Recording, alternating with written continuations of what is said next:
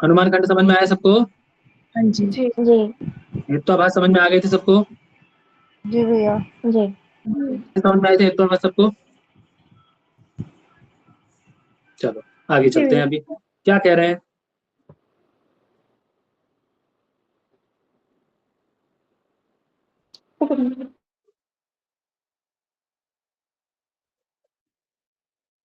क्या कह रहे हैं? चलो, उपमान। उपमान मतलब, उपमान किसे कहते हैं हम लोग?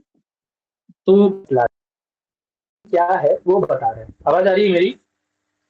जी। जी। उपमान क्या है वो बता रहे हैं। क्या कह रहे हैं? उपमितिकरणम उपमानम, अर्थात उपमिति का जो करण है उसको हम लोग उपमान कहते हैं। उपमिति का करण, उपमिति का जो माध्यम, करण मतलब माध्यम, ठीक है। उपमिति का जो माध्यम, उपमिति का जो हेतु, उपमिति का जो कारण, जिसके द्वारा हमें उपमिति नामक ज्ञान होता है ना? ज्ञान है ना हमारे, प्रत्यक्ष, जी। अनुमिति, उपमिति, ये सब ज्ञान है ना? जिसके द्वारा हमें उपमिति जी। नाम का ज्ञान होता है उसको हम लोग क्या कहते हैं बाबू? उपमान। उपमान। उपमान। उपमिति का जो कारण है। अब प्रश्न आया कि भैया ये उपमिति क्या है? हमें तो उपमिति नहीं पता है, हमें तो फिर उपमान क्या जानेंगे हम लोग? कह रहे हैं संज्ञा संगी संबंध ज्ञानम उपमिति। संज्ञा और संगी दो चीजें हैं, एक संज्ञा है और एक दूसरा क्या है बाबू? संगी है। पहला क्या है? संज्ञा। संज्ञा। दूसरा क्या है? संगी। दूसरा क्या है? संगी, है ना? संज्ञा और संगी, इन दोनों से संबंधी जो ज्ञान है, एक है ना, ये दोनों का संबंधित जो ज्ञान है, इन दोनों से युक्त जो ज्ञान है उसी को हम लोग क्या कहते हैं? उपमिति कहते हैं। ठीक है। संज्ञा क्या? जैसे जी। देवदत्त संज्ञा है, ठीक है। अब देवदत्त किसी का नाम है। अब देवदत्त नाम आप जानते हैं, जैसे आपने मुझे जाना, मेरा नाम आप जानते हैं विकास, ठीक है।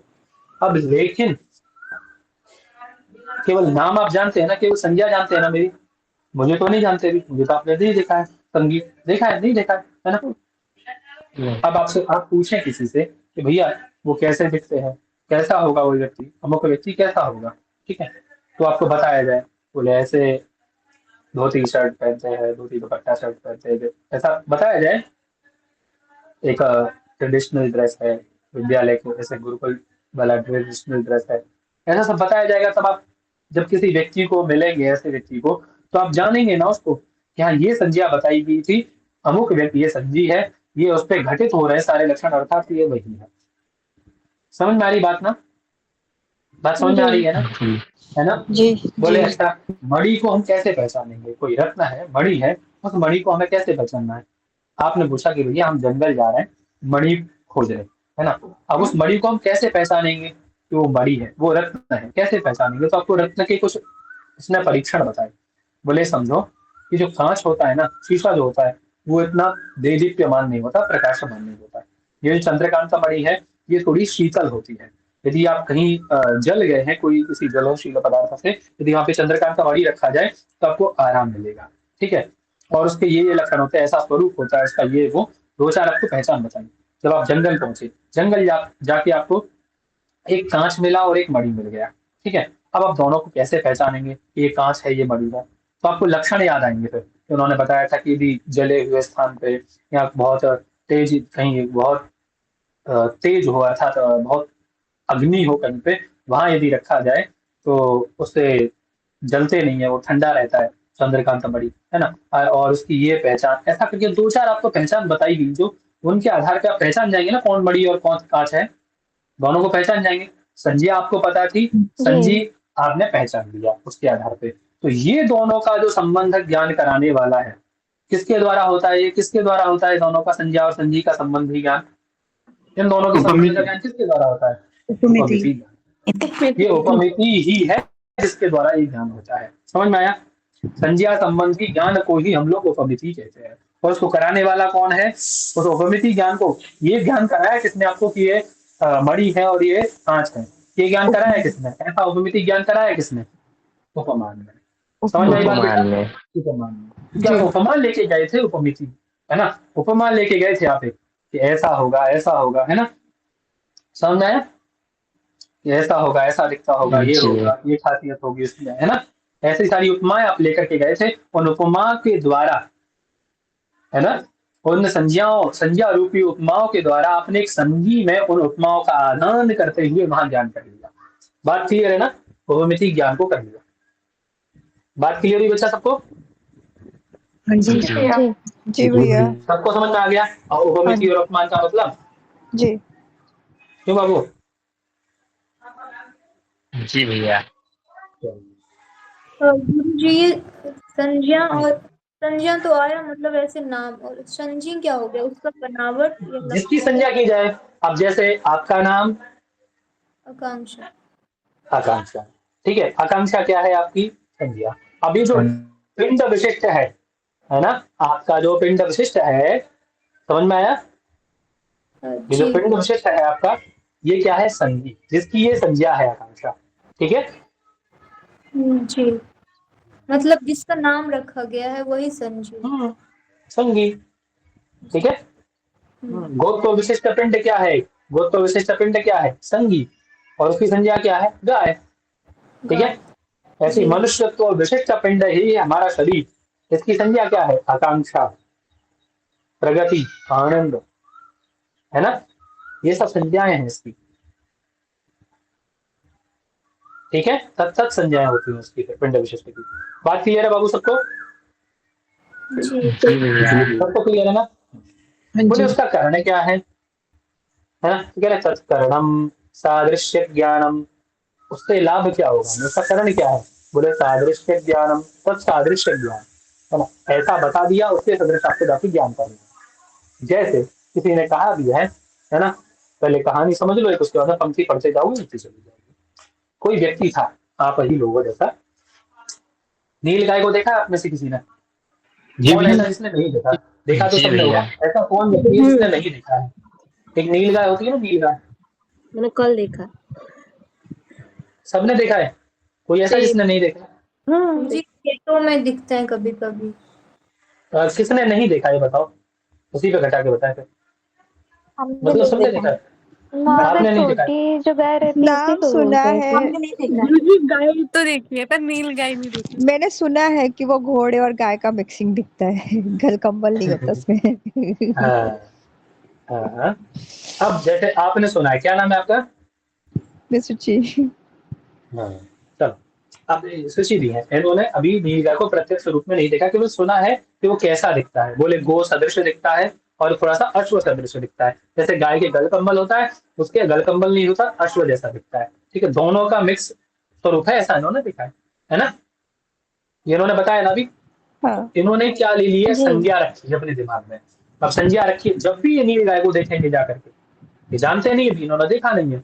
इन्होंने किसी व्यक्ति से पूछा कि वो कैसी दिखती है, तो उसने बताया ना कि गाय की जैसी और घोड़े जैसी दिखती है। गाय में जैसे गलकंबल होता है, वैसे उसमें गलकंबल नहीं होता, ठीक है। और थोड़ा तेज दौड़ती है, गाय की अपेक्षा थोड़ा सा और तेज दौड़ती है घोड़े के जैसे, है ना? थोड़ी अधिक फुर्ती होती है उसमें। तो ऐसे ही उन्होंने एक संज्ञा ले रखी है अपने मन में, ठीक है। अब ये जानते नहीं, और ये पहुंच गए जंगल में। कहाँ पहुंच गए बाबू? जंगल में। अब वहां इन्होंने ऐसे किसी जानवर को देखा जो ऐसा दिखता था, गाय और अश्व के सदृश दिखता था, जिसके गल कंबल नहीं था, ऐसा जो दिखता था। उसको देखते ही इनको ज्ञान होगा कि नहीं होगा कि अयमेव गो सदृश गवय, यही गवय है, अर्थात यही वह नील गाय है जिसकी हम चर्चा कक्षा में कर रहे थे। ज्ञान होगा कि नहीं होगा बाबू? बोलो। जी भैया। होगा। ज्ञान जी। होगा ना? यही सादृश्य ज्ञान है, वही बात कह रहे हैं। तथा ही कश्चित गवय, गवय मतलब वो नील गाय आपकी, उस पदार्थ को अजानन, न जानने वाला, कुतश्चित आरण्य का पुरुषार्थ, है ना, किसी आरण्य का पुरुष से सुनता है। क्या सुनता है? कि गो सदृश गवय, कि गाय के सदृश होता है गवय, अर्थात गाय के सदृश होती है नील गाय। ऐसा सुन करके वनम गता, वन को जाता है, वहां जाकर के वाक्यार्थम स्मरण, उस वाक्यार्थ को स्मरण करता है। कौन से वाक्यार्थ को? तो गो सदृश गवय, ऐसा उसने कहा, तो संज्ञा का स्मरण करता है, ठीक है। और क्या करता है? गो सदृश पिंडम पश्यति, गाय के सदृश दिखने वाली किसी पिंड विशेष को देखता है। उसके बाद तदनंतरम असौ एव गवय शब्दवाची, यही गवय शब्दवाची है, ऐसी उसको उपमिति उत्पन्न हो जाती है, अर्थात उसको ऐसा ज्ञान उत्पन्न हो जाता है। बात क्लियर है बच्चों सबको? जी यही क्या कहलाता है? जी यही उपमिति ज्ञान है, ठीक है जी। यही क्या है? जी। जी। उपमिति। उपमिति। सबको क्लियर है? कोई ऐसा जिसको क्लियर जी ना हुआ भैया। हो उपमिति ज्ञान किसे कहते हैं? सबको क्लियर हुआ ना? हाँ दे एक बार और बता दीजिए। है बेटा? एक बार और। क्या नहीं समझ में आया बताओ? उपमान समझ गए, उपमिति समझ गए, ये हम्म उदाहरण जो दिए ना वो थोड़ा सा। उदाहरण देखो, नाम क्या है आपका बाबू? मैं आपके नाम से समझाना प्रीति। चलो। आपने शेर को देखा है? रियल, चलो टीवी में देख लिया होगा। कोई ऐसा जानवर जो आपने ना देखा हो? चिड़ियाघर। मतलब कोई ऐसा जानवर ये जो जो नील गाय जो बोले ये भी नहीं देखे मोहम्मद, तो ये ये उदाहरण नहीं कैसे? देखे? आज सुने ना नहीं। कि अश्व और उसका मिक्सचर हाँ होता है ना? तो जी उसके जैसा दिखता है ना? गाय के सदृश जी ही दिखता है। तो अब आप जाओ जंगल में। कहाँ जाओ जी? जी। जंगल में। अमेज़न वाले में मत चले जाना, बहुत खतरनाक है ना? तो आप जाओ जंगल में। जी वहां आप पहुंचे, वहां जाके आपने जी किसी ऐसे पिंड विशेष को देखा जो गाय के जैसा तो दिखता था, लेकिन उसके पास गल कंबल जी नहीं था। ठीक है? जी गाय के पास तो उसका विशेष लक्षण है ना, सासना जी होना। उसके पास सासना नहीं थी। तो आपको तुरंत ज्ञान होगा ना कि भैया ने बताया था कि सासना रहित जो गाय के जैसा जी दिखने वाला जीव होता है उसी को हम लोग नील गाय कहते हैं। जी है ना? तो आपको ज्ञान हो जाएगा ना कि यही गवय शब्दवाची अर्थात नील गाय शब्दवाची पशु विशेष है। ऐसा ज्ञान होगा ना बाबू जी आपको? जी ज्ञान होगा कि नहीं होगा? होगा। बोलो। जी। होगा मोहम्मद। होगा, है ना? तो यही क्या जी। है? यही क्या है? उपमिति। यही उपनिषद ज्ञान है। समझ में आया बेटा? जो संज्ञा संगी बताए थे तो यहाँ पे अब जो देखो उसका संज्ञा क्या नाम थी, है वो आपने पहले संज्ञा ली थी। पहले संज्ञा ली थी जी ये जो गाय है वो गवाय के जैसा दिखता है। पहले संज्ञा ज्ञान हुआ आपको, फिर उसके संगी का जी। ज्ञान हुआ कि हाँ यही गवय शब्दवाची है। तो मतलब संगी के संबंध का ज्ञान हो जाना कि हाँ यही गवय है। यही क्या है? वो प्रवृत्ति। समझ में आई बात बेटा? मतलब मतलब उसके विषय में जो आप बताए कि गल कंबल नहीं है, वो उसका जो लक्षण बता रहे या फिर आकृति, वो हम उसको संगी कहेंगे। हम्म अर्थात पद ठीक है पदार्थ का महोदय, ज्ञान हो हो गया। जाना है। पद क्या है? पद क्या है आपका? गवय। पदार्थ क्या है? वो गोत्व विशिष्ट गवय शब्द विशिष्ट पिंड, है ना? वो पिंड विशेष। तो दोनों का ज्ञान हो जाना एक ही स्थान में, वही क्या है? आपका उपनिषद। बात क्लियर है? ठीक है मैम, जी समझ गई। यही हो। और वो उपमान के द्वारा होती है, इसीलिए उसको उपमान को करण उपनिषद का माना है। ठीक है? अब जी बात आती है किसकी जी? प्रत्यक्ष खंड, अनुमान खंड, उपमान खंड, फिर आता है शब्द खंड। ठीक है? शब्द क्या है? किसे शब्द कहते हैं? है ना? वही प्रश्न किया कि शब्द प्रमाण का स्वरूप क्या है, क्यों शब्द को हम लोग प्रमाण कह रहे हैं? भैया एक चीज है हमारे यहाँ आप्त वाक्य। क्या है? आप्त वाक्य। आप आप्त आपके वाक्य होता वाक्य। है ना, आप्त वाक्य होता है, उसको हम लोग शब्द कहते हैं। आप्त वाक्य को ही हम लोग शब्द कहते हैं। बोले भैया वाक्य तो सुना था हमने कि शब्दों का समूह वाक्य कहलाता है ना? जो जी पद समूह पद होते हैं हमारे छोटे छोटे, राम भोजन खादति, इनको मिला करके राम भोजनम खादति बनता है तो वाक्य बन जाता है। पदों के समूह को वाक्य कहते हैं, इतना तो हम अभी पढ़े थे। लेकिन ये आप क्या नई चीज लेके आए आप? ये आप क्या है? आप को कैसे समझाओगे हमें? फिर आप को बताओ, आप को समझाओ जरा हमें। तो क्या बोले ग्रंथकार? बोले आप सह तू यथार्थ वक्ता। आप किसे कहते हैं? यथार्थ वक्ता को। यथार्थ वक्ता, है ना? यथार्थभूत अवबाधित अर्थस्य उपदेष्टा। जैसा हुआ है, जैसा देखा है वैसा ही कहने वाला। ये नहीं है तूने दो बात और दो बात अपने से लगा के कह दिए, चार बात। ठीक है? ऐसा नहीं, जैसा हुआ है ना? यदा दृष्टम यथा श्रुतम तथैव भणितम। समझ में आई बात? उसी को हम लोग क्या कहते हैं? आप्त कहते हैं, है ना? अब वो व्यक्ति भी हो सकता है, आपका पुरुष भी हो सकता है ना? समझ में आया बात? अथवा आपका ग्रंथ भी हो जी। सकता है। बात क्लियर है ना? जैसे एक आपसे की परिभाषा में बहुत अच्छी सी आपको दिखा दूं, बता भी सकते हैं लेकिन दिखाऊंगा तो याद रहेगा।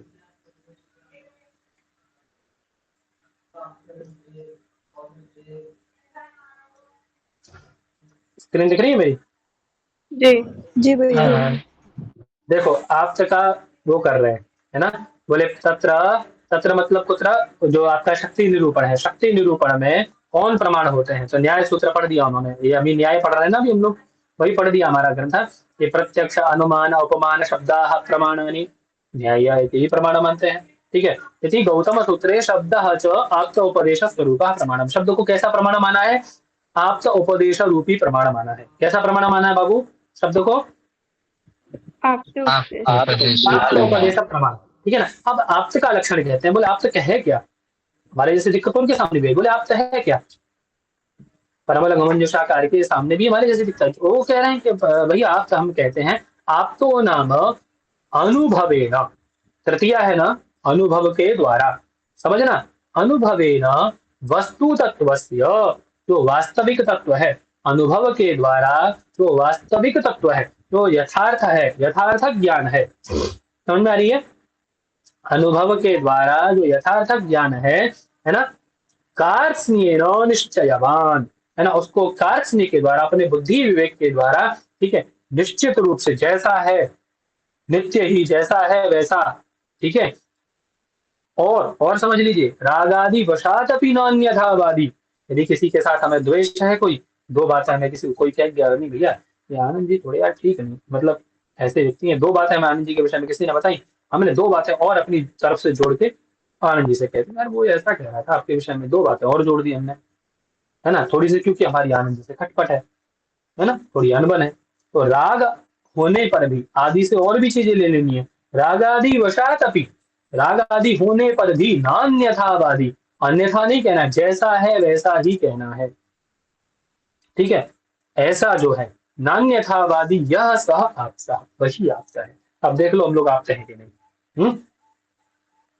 तो जी आपका है हम लोग? जी नहीं जी नहीं है ना? महाराज। वही बात कर रहे हैं, अनुभवेन अर्थात स्वकीय ज्ञानेन, अपने ज्ञान के आधार पर, वस्तु तत्व से पदार्थानाम, वस्तु तत्व से मतलब पदार्थों के यथार्थ ज्ञान के द्वारा, कार्त्स्येन सर्वतो भावेन, है ना, अनेनैक देश निश्चयस्य व्यावृत्ति, निश्चयवान अर्थात यथार्थ ज्ञानवान, जो यथार्थ ज्ञानवान है, भ्रम संशय से रहित है, उसके दिमाग में भ्रम संशय नाम की कोई चीज नहीं है, ठीक है, उससे रहित जो है, और रागादि वशात अपि नान्यथावादी, राग आदि होने पर भी, राग आदि मतलब मदिष्ट साधनम इति अकार अकार इत्याकारक ज्ञानजन्य, है ना, ये मेरा हित करेगा तो इसके लिए दो बातें अच्छी बोल दूं, ये मेरा हित करेगा इसलिए दो बातें गलत बोल दूं, ऐसा होने पर भी रागादि वशात अपि नान्यथावादी, किसी के विषय में अन्यथा नहीं बोलता है, ठीक है, वही कौन है? यही कौन है? आप है। अन्यथावादी आप मतलब तो न आप है। है। सत्यवादी, असत्यवादी न, यह सा आपतः, वही आपता है। समझ में आया बात सबको?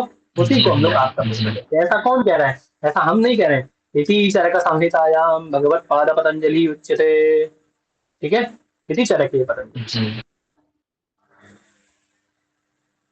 तो आपका पुरुष का लक्षण समझ में आया? आपका कैसे कहते हैं? जी भैया। जी भैया। यही आपका है।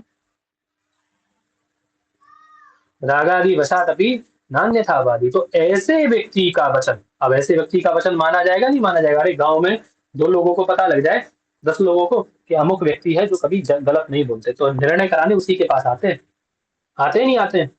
दो बातें सही बोलते आते कोई हैं। व्यक्ति, दो आते बातें हैं। किसी की सही निकलना, है ना, और इतनी सारी क्वालिटी जिसमें हो तो वो तो व्यक्ति फिर महान होगा नहीं होगा? ऐसे कौन थे हमारे ऋषि मुनि लोग, ठीक है, वही आपका वक्ता थे। समझ में आई बात? तो जी। ऐसे हाँ व्यक्ति का ही जो वाक्य है, इन्हीं का वाक्य है ना, इन्हीं के वाक्य को आप तहतु यथार्थ वक्ता, जो यथार्थ वक्ता है, जो आपका पुरुष है, उन्हीं के वाक्य को हम लोग क्या कहते हैं? शब्द मानते हैं, शब्द प्रमाण के रूप में लेते हैं, ठीक है। अब कोई ऐसा थोड़ी ना अभी थोड़ा सा वो कुछ नशा वशा करके कोई चौराहे पे खड़ा होकर चार ज्ञान देना लग जाए, उसकी बात को मानोगे क्या? है, नहीं। और ज्यादा ज्ञान वही कदापि देता है। नहीं। वही कह रहे हैं, आगे कह रहे हैं ज्ञान वाक्य क्या ज्यादा है? वही देता बोले, है। हाँ बोले आपसे तो समझ में आ गया हमें, अब ये बताओ जरा वाक्य क्या है? तो वाक्यम पद समूह, पद समूह को वाक्य कहते हैं। जैसे गामान है, ठीक है, ये वाक्य हो गया, पदों का समूह है, गामान है, दो पदों का समूह वाक्य कहलाता है। अब बोले पद क्या है? आपने कहा पद समूह हो वाक्यम, पद बताओ पद क्या है? कहने शक्तम पदम, जिसमें शक्ति हो, जिसमें सामर्थ्य हो, वो पद है, ठीक है। अब वो दया योग का थोड़ा सा अलग सिस्टम है, है ना। राम में राम और सु दो चीजें है ना, राम और सु व्यक्ति है ना, राम और सु दो पद है ना, जी राम और सु। तो सु राम का मतलब जी क्या है, दशरथापत्य। अरे राम का मतलब क्या है, दशरथापत्य। राम का मतलब क्या है बाबू, दशरथापत्य। जी। अभी दशरथापत्य नहीं है तो देवदत्तापत्य, देवदत्त के पुत्र का राम भी नाम भी राम हो सकता है ना, जी। देवदत्तापत्य। तो ये तो उसमें शक्ति होगी, राम में शक्ति हुई ना। समर्थ है कि नहीं, सक्षम अर्थात समर्थ, हम अपने आप अपना अर्थ बोध कराने में जो समर्थ है, तो उसका अर्थ बोध हुआ आपको देवदत्तापत्य है। और सु का मतलब क्या है, तो सु का मतलब क्या है, सु का मतलब सु से क्या द्योतित होता है आपको, एकत्व। एकत्व एकत्वादी द्योतित पुंस्त्व। होता है ना, पुंस्त्व, जी। एकत्व ये द्योतित होता है, तो उसमें भी सामर्थ्य है अपना अर्थ बोध कराने की। दोनों ही समर्थ हो गए ना, राम भी और सु भी। तो नैयायिकों के यहाँ पे राम अलग पद है और सु अलग पद है, ठीक है। राम गच्छति में कितने पद हो गए, अब आप लगाते रहना, 4 पद हो जाते हैं उनके यहाँ पे। राम अलग पद, सु अलग पद, गम अलग पद, तिप अलग पद, ये सब अलग पद हुए। अर्थात राम है ना, राम एक वाक्य बन गया और गच्छति अलग वाक्य बन गया। समझ में आई बात, उनके यहाँ राम ही वाक्य जी। बन जाता है, जैसे मैंने राम आने वाक्य बनता है, क्योंकि पद समूह वाक्य कहते हो ना। तो राम एक पद और सु एक पद, 2 पद हो गए, 2 पदों का समूह राम वाक्य हो गया। हुआ नहीं हुआ, क्यों। होगा। जी हाँ लेकिन ऐसा नहीं होता है, वो जब आप तो बड़ा ग्रंथ पढ़ेंगे व्युत्पत्ति बात तो वहां बताएगा कैसे पढ़ना है, इसे हम वो कहते हैं ना। हाँ, जी तो बात समझ में आई बात आपको। तो शक्तम पदम यानी जिसमें अपने आप में जो शक्त है अर्थात समर्थ है वही पद होता है। अस्मात् पदार्थ अयम अर्था, बोले ये शक्त क्या है, कैसे जानेंगे हम शक्त, कैसे हम समझेंगे ये शक्त है। तो बोले इस पद से यह अर्थ बोधित करना है। अस्मात् पदार्थ अयम अर्था बोधव्या इति ईश्वर संकेत शक्ति, इस ईश्वर संकेत को ही शक्ति कहते हैं। आपको पता है कि इस पद से यह अर्थ बोधित करना है, किसने बताया आपको, दादाजी ने, आपके पिताजी ने, पिताजी को दादाजी ने, दादाजी को परदादाजी ने, शुरू से चला आ रहा है ना ये तो प्रक्रिया है, जी क्यों जी। तो शक्ति कहाँ से आई उस पद में, ईश्वर संकेत के द्वारा, ईश्वर ने संकेत किया कि इस पद से यह अर्थ द्योतित होगा। अस्मात् पदार्थ अयम अर्थ। अब इसमें हमारे गुरु जी थोड़ा सा हंसते हैं, क्या कहते हैं गुरु जी, बोले अभी मोबाइल फोन आया तो ईश्वर उतर, नैयायिकों का जो ईश्वर है वो उतर के आया भैया कि इसको मोबाइल फोन बोलना है। सतयुग में थोड़ी ना मोबाइल फोन था, क्यों जी, memory card, mobile phone, SIM card, computer, laptop होते थे सतयुग में, नहीं है। तो नैयायिकों का नहीं। जो ईश्वर है ना, नैयायिकों का जो ईश्वर है वो हर दूसरे दिन उतर के आ जाता है, जैसे नया आविष्कार होता है तो ईश्वर उतर के आता है, तुरंत संकेत करता है, बोले इस पद से यह अर्थ जानो है। जी थोड़ा हंसने का बात है, ऐसा कुछ नहीं। इसका भी उत्तर है हंसने की बात, हास्य। चलो, तो समझ में आ गया, ठीक है। अब कह रहे हैं वाक्यार्थ, जब हमको वाक्यार्थ बोध होगा, वाक्यार्थ बोध होगा कैसे, तो उसमें कौन सहायक कारण होगा, जैसे आपने कहते हैं तो वाक्यार्थ बोध होता है, वाक्यार्थ बोध में सहायक कारण होंगे कौन, हमें बोध कराएगा कौन, जैसे उपमिति के प्रति उपमान कारण था, है ना, अनुमिति के प्रति अनुमान कारण था, है ना।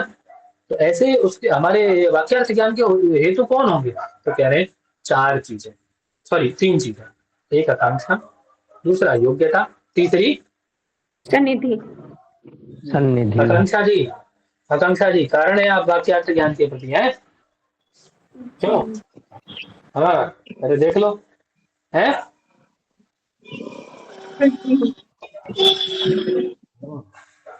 सर व्यर्थ नहीं है, देख लीजिए हम लोगों के जैसे, हाँ, वाक्यार्थ ज्ञान में हेतु है, कारण हम लोग तो फालतू के लोग हैं, किसी चीज के प्रति कुछ नहीं है। चलो, तो आकांक्षा, योग्यता और सन्निधि, सन्निधि को आसक्ति बोलते हैं।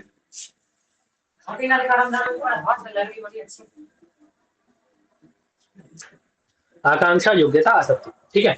अभी आकांक्षा क्या है, योग्यता क्या है, आसक्ति क्या है, पहले तो नाम समझ में आए तीनों। वाक्यार्थ ज्ञान में कितने हेतु हैं, बोलो भाई साहब, नए बच्चे, 3 तीन हेतु है। कौन से हैं। आकांक्षा आकांक्षा, योग्यता योग्यता, सन्निधि। आसक्ति, सन्निधि। ये कोई शिवानी जी है नए, बोलो बाबू, ए आवाज आ रही है हमारी, शिवानी। आकांक्षा योग्यता सन्निधि। किसमें हेतु है, क्या है आकांक्षा, योग्यता, सन्निधि। लो, अरे बोलो बेटा, पूरी बात बोलो, किसमें क्या है ये आकांक्षा योग्यता संनिधि, बोलो बेटा मुझसे। वाक्यार्थ के ज्ञान कराने के हेतु। आपको कोई भी, जैसे मैंने कहा रामः गृहं गच्छति, अब राम घर जाता है, ऐसा वाक्य बोधक किसके कारण से होगा? कौन है इसमें हेतु? कौन कराएगा आपको ये वाक्यार्थ बोध के राम घर जाता है? तो ये तीनों ही कराएंगे, इन तीनों के बिना आपको वाक्यार्थ बोध नहीं, एक भी कम हो जाए वाक्यार्थ बोध नहीं होगा आपको। तीनों ही साहचर्य संबंध से एकदम साथ होकर के। समझ में आया? जी है ना?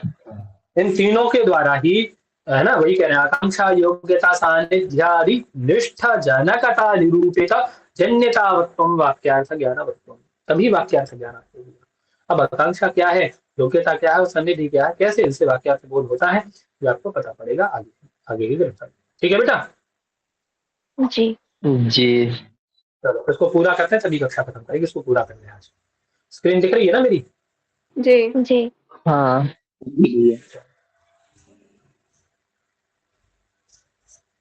थोड़ा बड़ा दिख गया होगा, है ना? अरे चलो, अब क्या कह रहे हैं, आकांक्षा क्या है, तो कह रहे पदस्य पदांतर व्यतिरेक प्रयुक्त अन्वय अनुभवकत्वम आकांक्षा। एक पद को दूसरे पद की जो इच्छा रहती है, जैसे मैंने कहा राम, अब राम क्या, राम कौन राम? अरे आप कुछ बोलते हो, पानी, अब खाली पानी कह दोगे तो पानी आ जाएगा आपके पास में? पानी जो पद है, इस पद को दूसरे पद की आकांक्षा होगी कि नहीं होगी? हाँ है ना? जी। अरे अब एक पद को अपर पद की आकांक्षा होती है ना, तो वही कह रहे हैं पदस्य पदांतर व्यतिरेक प्रयुक्त अन्वय अनुभवकत्वम, है ना? एक पद को दूसरे पद का जो, है ना, आवश्यकता है, एक पद को दूसरे पद की जो इच्छा है, उसी को हम लोग क्या कहते हैं बेटा? आकांक्षा। आकांक्षा है ना? क्या कहते हैं उसको? आकांक्षा कहते हैं इसको। आकांक्षा कहते हैं। आकांक्षा। क्यों जी आकांक्षा जी? ये आकांक्षा है ना?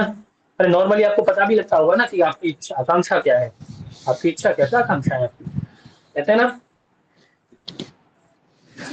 जी तो वही कह रहे हैं, है ना? आवाज आ रही है मेरी? जी आ आ रही रही है। है। जी महोदय। है ना? और आगे क्या बता रहे हैं, अब दोबारा घटाएंगे नहीं, देखो पहले नॉर्मली समझ लो, बोले और योग्यता क्या है, फिर कह रहे अर्थाबाधो योग्यता, है ना? अर्थाबाध योग्यता, जैसे मान लीजिए मैंने कहा कि इस आम्र वृक्ष को जल के द्वारा सींच दो, तब तो ठीक है, आपको समझ में आया। अब मैं कह दूं अग्नि के द्वारा सींच दो, तो अग्नि में अयोग्यता सिंचन है। की योग्यता है?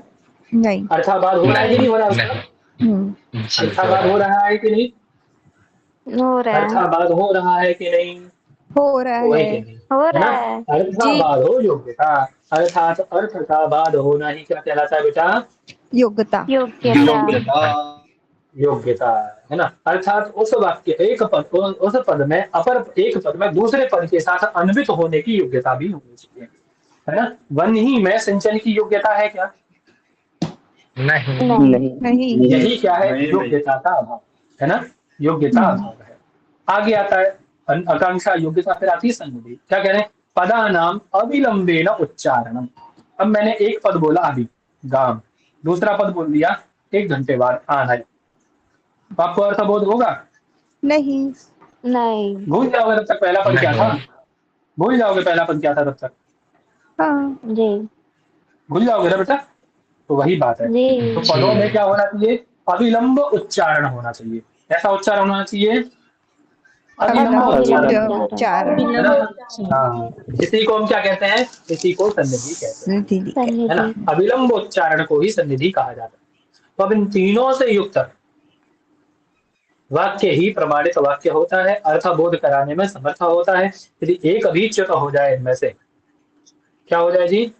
एक भी कम हो जाए, एक भी न्यून हो जाए, तो आपको अर्थबोध नहीं होगा? होगा। नहीं होगा।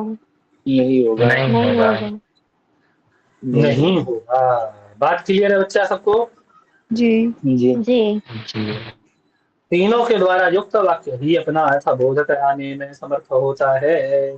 ठीक है, जी सबको समझ में आई बात? अर्थात हाँ तथा च वही कहने आकांक्षादि रहित वाक्यम अप्रमाणम। आकांक्षादि रहित वाक्य कैसा होता है जी? अप्रमाणित होता अप्रमाणित है। होता है। अप्रमाणित होता है। अप्रमाण कैसा होता है? अप्रमाणित होता है, प्रमाण यानी प्रमाणित नहीं होता है। बात क्लियर? यथा पश्चात् ठीक है ना? आकांक्षा। जी कोई भूल रहा है क्या? जैसे नहीं गौः अश्वः पुरुषः हस्ति इति न प्रमाणम। गौ अश्व पुरुष हस्ति क्या है? क्या समझ में आया इससे आपको? मैंने बोला गाय, हाथी, घोड़ा, बैल, गधा। क्या समझ में कोई आया इससे? कुछ समझ में कोई आया? वाक्य नहीं बन रहा है, नहीं। कुछ नहीं। भी पद नहीं समूह है, वाक्यों का पद समूह अर्थात सही एक नहीं। पद को अपर पद की आकांक्षा ही नहीं है। हम्म उसके साथ में, है ना, उसके साथ में अन्वय ही नहीं हो रहा है ना? हम्म क्या नहीं हो रहा बच्चा? अन्वय नहीं हो रहा है, एक पद अनुभव नहीं हो नहीं हो रहा रहा है। है। एक पद का अपर पद के साथ अन्वय ही नहीं हो पा रहा है। ठीक है जी, जी जी है ना? जी बात क्लियर है? जी जी जी यानी एक पद में अपर पद अभाव प्रयुक्त, है ना? एक पद में पदांतर यानी अपर पद, जो आपका अपर पद है, ठीक है, उस अपर पद के साथ अभाव प्रयुक्त जो बोधजनकत्व है, अभाव प्रयुक्त है व्यतिरेक। व्यतिरेक मतलब अन्वय, मतलब अब सत्ता, व्यतिरेक मतलब अभाव, है ना? अभाव लेते हो ना, व्यतिरेक, तदभाव तदभाव, जी व्यतिरेक जी मतलब अभाव, है ना? पदांतर व्यतिरेक प्रयुक्त अन्वय अनुभव, है ना? ठीक है जी। अभाव प्रयुक्त जो बोधजनकत्व है, उसी को क्या कहते हैं हम लोग? आकांक्षा कहते हैं। क्या, किसे आकांक्षा कहते हैं भैया?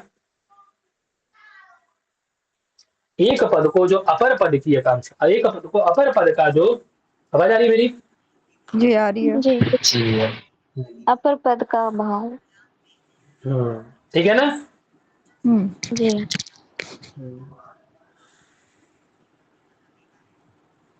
ठीक है बच्चा? जी भैया।